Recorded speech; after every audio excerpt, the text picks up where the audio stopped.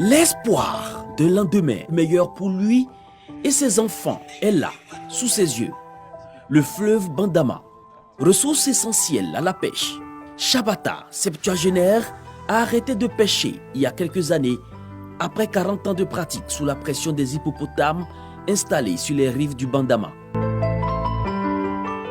Avant là, on était bien parce qu'il n'y a pas d'hippopotame, on pêche bien la nuit et de journée. Mais actuellement là, ça est devenu difficile. On ne peut pas pêcher à cause de l'hippopotame. L'hippopotame là, il a tué beaucoup parmi nous. Donc on va demander l'État, il n'a qu'à nous aider. Des pêcheurs comme Chabata qui ont constamment la peur dans le ventre à chaque sortie. Ce qui ne semble pas être le cas pour ces touristes français en villégiature dans le village de Taboitien.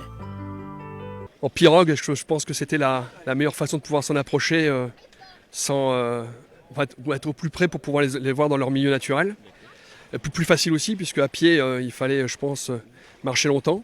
Ils étaient paisibles et puis le fleuve ici est assez peu de courant, donc c'était assez calme, donc stable, donc c'était très bien.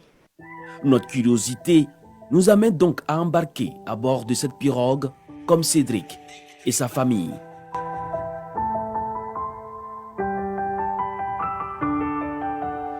Il faut maîtriser son embarcation et surtout être bien équipé. Trop s'approcher de ces hippopotames pourrait être véritablement fatal, comme en témoignent les chiffres. En cette année, nous avons enregistré malheureusement 2 décès dus à l'attaque des hippopotames.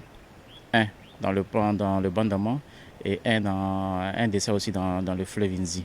Ils n'attaquent pas parce qu'il faut attaquer. Un hippopotame attaque quand il se sent en danger, quand il se sent vraiment menacé. Parce qu'ils sont dans leur domaine.